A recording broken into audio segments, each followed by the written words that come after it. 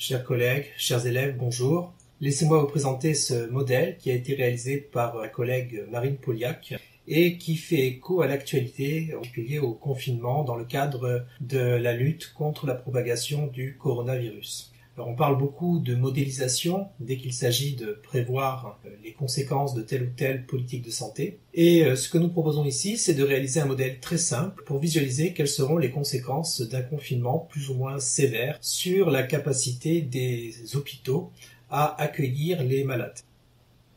Je vous donne tout de suite l'adresse qui va vous permettre d'accéder directement à ce modèle. Elle est un peu longue. Que comporte ce modèle ? Tout d'abord, nous allons présenter les agents qui le constituent. Il y a 6 types d'agents que l'on peut rencontrer dans ce modèle.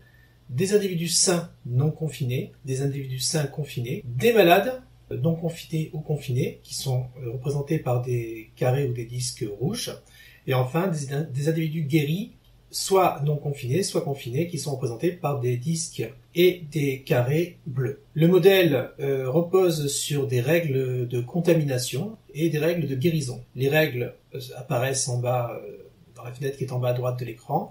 Prenons-en une par exemple, malade non confiné plus sain non confiné. Que nous dit cette règle ? Que lorsqu'un malade non confiné rencontre un individu sain non confiné, il y a 25% de chance, c'est une valeur totalement arbitraire, je conseille de la garder, donc il y a 25% de chance que l'on obtienne 2 individus malades non confinés. Cela signifie que l'individu qui était malade au départ l'est toujours, et que l'individu qui était sain devient malade. Voilà, donc des règles très simples de contagion, et des règles de guérison spontanée, bien sûr. Un malade non confiné a une certaine probabilité de devenir un individu guéri non confiné. De la même façon, un malade confiné a une certaine probabilité de devenir un individu guéri confiné. Ces règles de guérison reposent sur une probabilité de 2% par tour, mais reposent aussi sur un âge minimal. Il y a un temps incompressible lié à l'incubation et à la convalescence de la maladie qui a été fixé arbitrairement à 700 tours. Donc, que voyons-nous dans ce modèle lorsqu'on le met en marche ? Nous voyons des carrés qui sont immobiles, et des petits disques qui correspondent aux individus non confinés qui se promènent et qui parfois rentrent en contact avec les individus confinés. Après avoir réinitialisé le modèle, voici la situation de départ.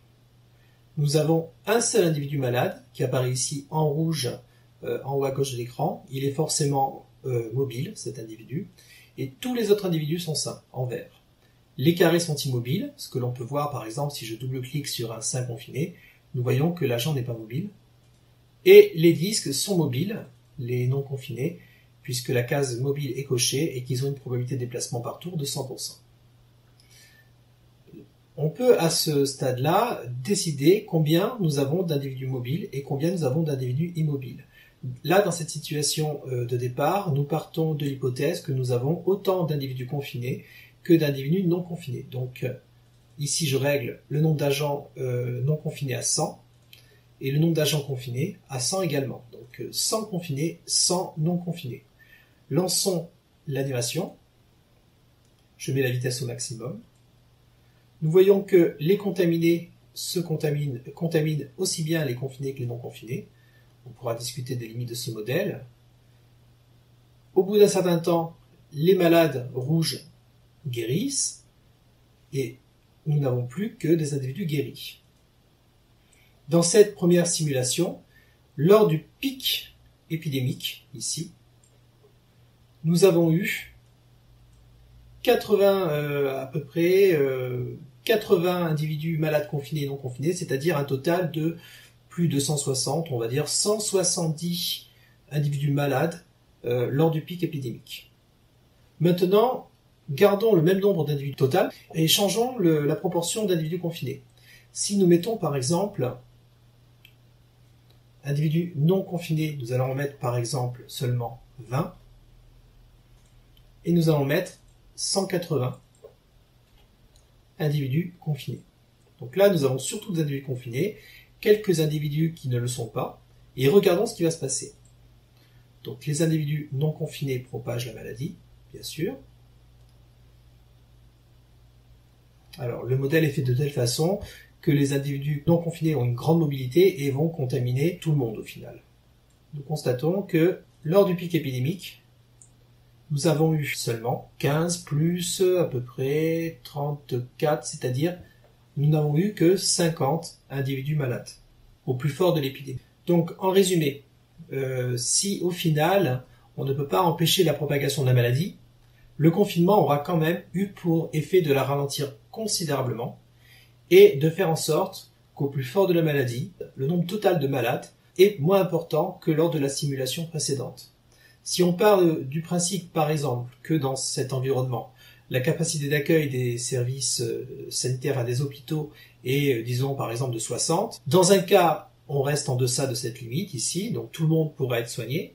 Dans le cas où nous avions 100 individus confinés et 100 individus non confinés, par contre, nous dépassions cette limite et un grand nombre d'individus ne pourraient pas être soignés. Alors, on peut traiter les données de manière plus rigoureuse en les exportant ici, cliquant sur exporter.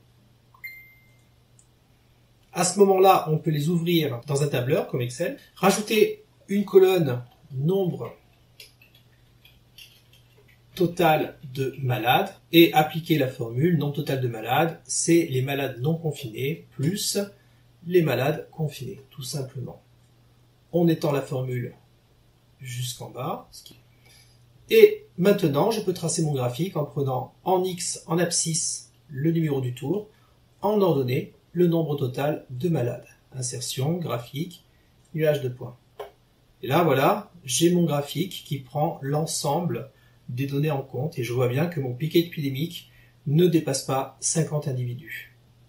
Si je compare avec les mêmes échelles la situation avec 90% de gens confinés et 50% de gens confinés, je constate que lorsque j'ai 90% de gens confinés, je suis autour de 60 individus malades lors du pic épidémique.